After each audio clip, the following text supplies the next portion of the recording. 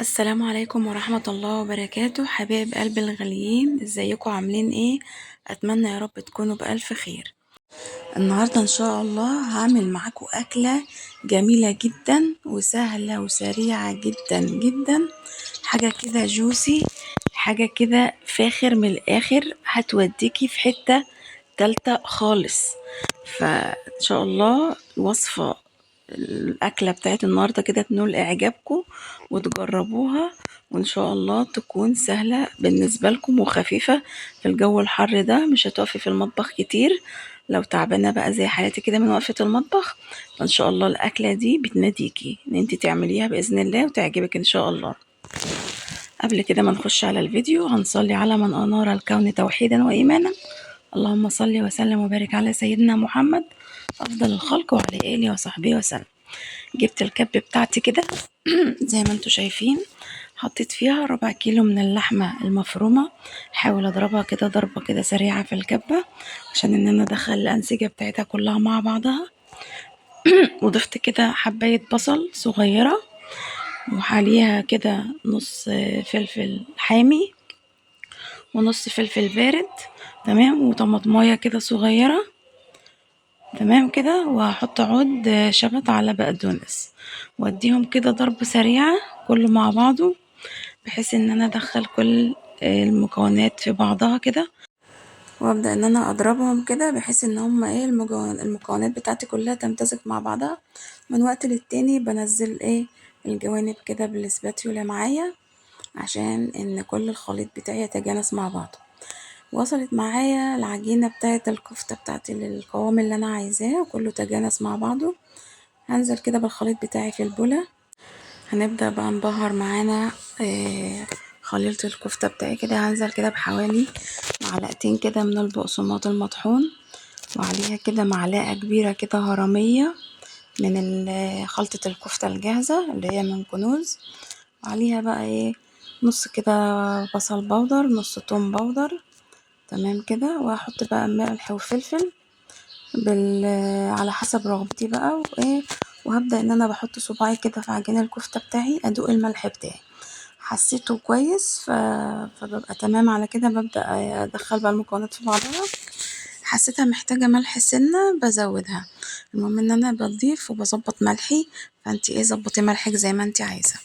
هنا بقى كنت هنسى رشة البيكنج باودر، فهحط رشة صغيرة كده زي ما انتوا شايفين، عشان الكفتة بتاعتنا هنعملها على شكل ايه دوائر صغيرة، عشان تكون ايه من جوه كده ايه هشة كده ما تكونش مكتومة. تمام، ابدأ كده ادمج المكونات كلها مع بعضها كده. هنا كنت دقت العجينة بتاعتي وحسيتها ايه محتاجة سنة ملح شوية، فحطيت لها سنة صغيرة بحيث ان يكون الملح بتاعي يكون مظبوط، ما تكونش ايه دلعة وكده يعني. تمام كده. هبدأ هنا بقى إيه مش هسيبها تريح ولا اي حاجة. هجيب كده ايه صينية هدهنها بالزيت زي ما انتوا شايفين، واجيب بولة صغيرة كده احط فيها شوية من الزيت برضو، وابدأ اعص ايدي كده بالزيت وابدأ اكورها بالشكل اللي حضراتكم شايفينه كده. اعملها كور صغيرة خالص كده بالشكل ده كده، بحيث ان تكون آه يعني ايه في الاكلة كده تكون الكورة على قد حجم الأكلة بتاعتك يعني، وانتي بتاكليها ما تكونش كبيرة في بق الأطفال وكده، وفي الكوب مع الكبار برضو الحجم المناسب يعني. بالشكل كده هبدأ أكور العجينة بتاعتي كلها، عجينة الكفتة. طريقة سهلة جدا وسريعة وما بتاخدش وقت خالص بقى، لو انت زي بقى كده ما انتش قادرة تقفي في المطبخ تطبخي كتير، وربنا يعين كل واحد على حاله يا رب. فالوصفة دي سهلة وسريعة جدا، وإن شاء الله تعجبكم وتجربوها وتنول رضاكم، وبإذن الله تعجب أطفالكم كتير. هنا بقى خلصتها، سيبها نحطها بقى تتشمع كده في التلاجة بعد ما صبعتها بالشكل اللي انتوا شايفينه. هجيب معايا بقى الطماطم بتاعتي هخفقها كده في الكبة، هفضل اضرب فيها كده لحد ما احس ان هي انضربت كويس يعني. وبس كده تمام. هبقى نشوف بقى الخطوة اللي بعد كده. اجيب الحلة بتاعتي احطها كده على النار، وانزل كده بحوالي معلقتين من الزيت وعليهم كده معلقة من السمنة البلدي، تمام. طعم معلقة السمنة دي بتفرق جدا في الطعم، جربوها.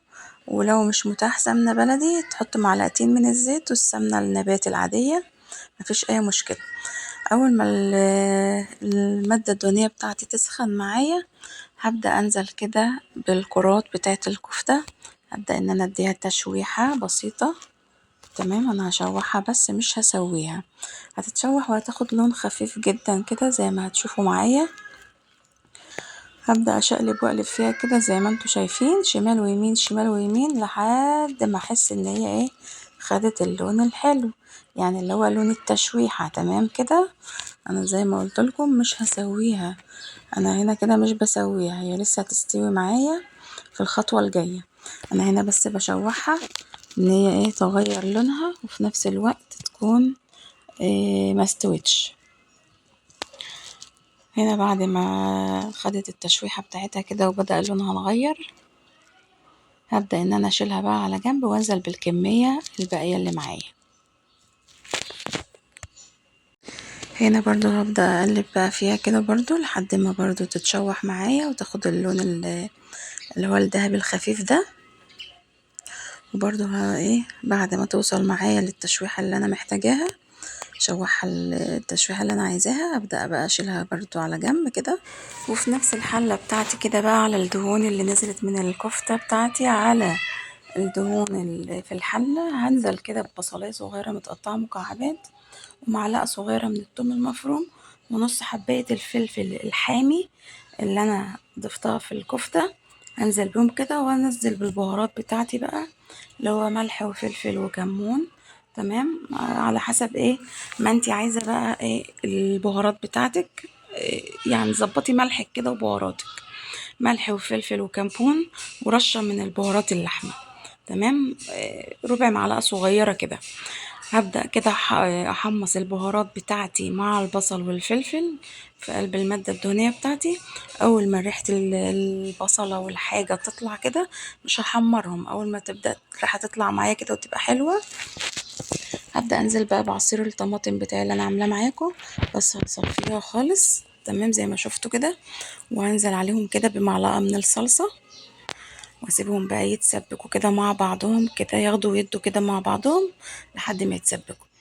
ما خدتش وقت كتير والصلصة بتاعتي اتسبكت زي ما شفتوا. بدأت انزل بقى بالكفتة بتاعتي وعليها كيسين من المكرونة زي ما شفتوا كده.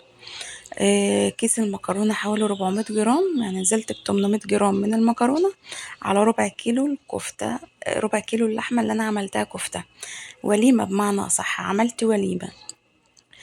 هنا بقى أبدأ أشوحهم مع بعض شوية، وبعدين هنزل كده عليهم بمية مغلية، هنزل عليهم كده بكمية المية المغلية علشان الكفتة بتاعتي طبعا تستوي والمكرونة تستوي، لأن أنا نازلة بالمكرونة طرية مش سلقاها، كله في قلب بعضه كده بيستوي مع بعضه.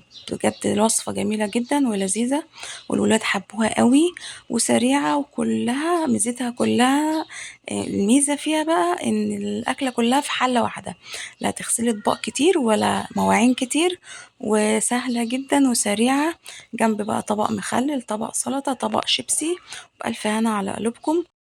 وانا متأكدة ان انتوا لو جربتوها هتعجبكم جدا. اشوفكم على خير ان شاء الله الفيديو الجاي، وبتمنى من الخمسة ستة اللي بيحبوني من قلبهم وبيتابعوني انهم يدعوا لي ان ربنا يتم شفايا على خير، واطلع من اللي انا فيه ده يا رب على خير، وربنا يشفي جميع مرضى المسلمين يا رب العالمين.